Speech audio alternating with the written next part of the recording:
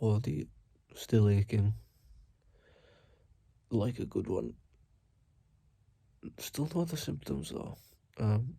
Cough is probably marginally worse, but marginally is probably the best way of putting it. Chest is quite tight. Like, definitely feel like it's, I don't know, a Phil Lovett-sized kettlebell sat on my chest. So, not too big, but big enough. My moustache is starting to bother me now, especially when I'm ill. I'll keep you updated through the day anyway, and what happens. See you in a bit. Green tea is nice. It's very warm.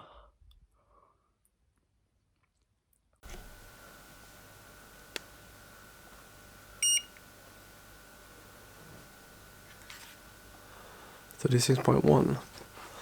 Actually low. Update day 2. What on earth is that noise? I don't know. We had a wake up call this morning from the UK government. Law enforcement. The bailiffs rang our buzzer this morning. It was about 7:30. I just managed to get off to sleep. I think I slept. Actually, I'll put up on the screen now. I had the best or the most deep sleep I've ever had since having this Garmin Forerunner 45. But I woke up, I think as a consequence of that deep sleep, I woke up at like 5:30, needed a toilet, got back into bed, and then 7:30 the bailiffs rang. You gotta tell them it's not because of us. Oh yeah. It's not because of us. Yeah, it's so because obviously this is rented accommodation. It must have been previous people living here. He was a very nice man actually. He was a very large gentleman. Yeah, he was a big guy with a GoPro on his chest. Wait, it was the cameras are in his ID bag. Are they? But yeah, I had to show him my ID to prove I wasn't the person he was looking for. And he apologised for disturbing us, and he apologised for basically wake us up. Yeah. How dare he call at 7:30? I know what he's trying to do. He's obviously trying to catch you before you go to work or something, but I've kind of been expecting it. I've said it to you a few times, haven't I? Yeah, these letters are looking more and more threatening. Yeah, I was just get a knock from the the dreaded brown envelope, innit? The dreaded brown envelope. I was when the buzzer went once. Twice. Yeah, but when it went once, I didn't actually move, and then you started to move, and I was like, okay, Charlie can answer the door.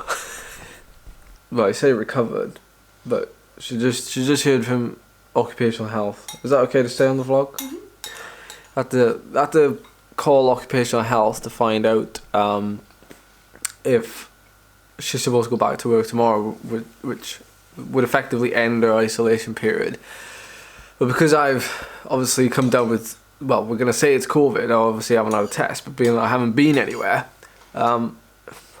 what would it be? I've only got ill by being in the flat with Charlie. I can't catch that infection. Can't catch it twice. Yeah. You'd think. This is the weird thing, isn't it? Like, because I don't know how many of you, well, a couple of you actually have, up until recently, where we got it. It's never been mentioned on our channel, to be honest. And then up until we got it, a couple of you started to comment saying that you'd had it or you still got it, which doesn't make us feel better, but it's nice to know that we're in company. My symptoms are completely different to Charlie's symptoms, but I feel quite flawed with this. My lower half, I just feel like I've ridden 600k. My joints particularly they just feel like my fingers feel weak. Yeah. So those of you that have been following this journey since the beginning of this year, when I was in Cardiff with Charlie during lockdown number 1, she was ill then, but I didn't go up until after she'd somewhat recovered from it. And she was in student accommodation. She was there for, like, I don't know, quite a few months on her own. Apart from her housemates, obviously. There was like maybe 2 or 3 of them that were there at the time. I went up. She was really ill for a short period, maybe a week or so.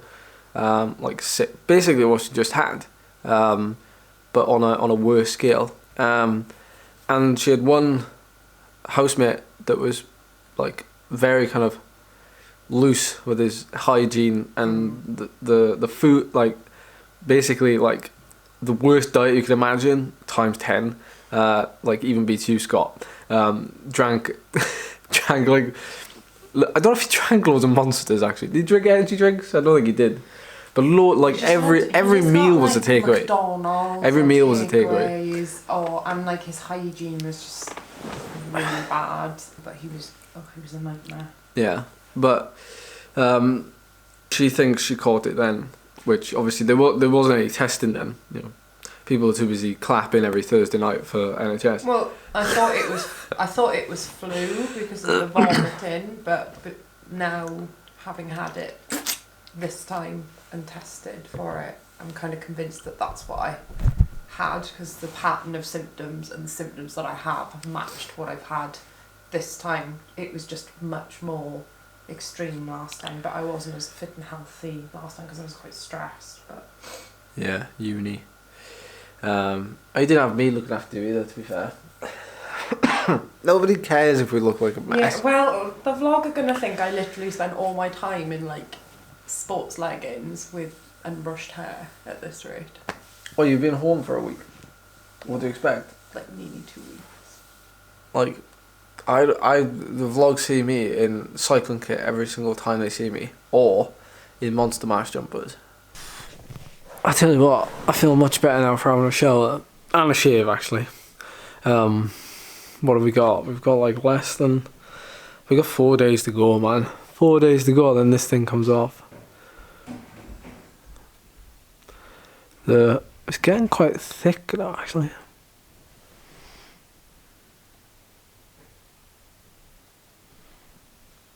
It's got a nice tinge to it in the bright light, but when I go in the dark, it looks darker.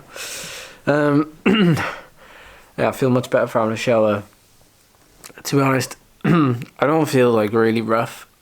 I just feel like I've ridden like across Wales, the hilliest way across Wales, top to bottom, across the country, in pouring rain and wind, in like 1 gear, 5311 or something, and my legs just feel like absolutely obliterated.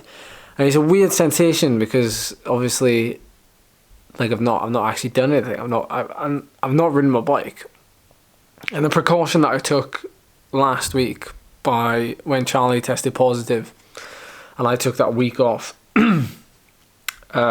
just in case, you know, I did catch it. I'm kind of happy and relieved that I took that time off last week, in case this did happen, and shed fatigue, because watching Alex Dowsett's video yesterday and how he like was training really hard for the hour record, obviously, which I'm not training for anything as hard as that, but you know, fatigue is fatigue when you're training on the bike. And I think, you know, he kept training even though he was waiting on the result, and he didn't know, he was feeling a little bit weird as well.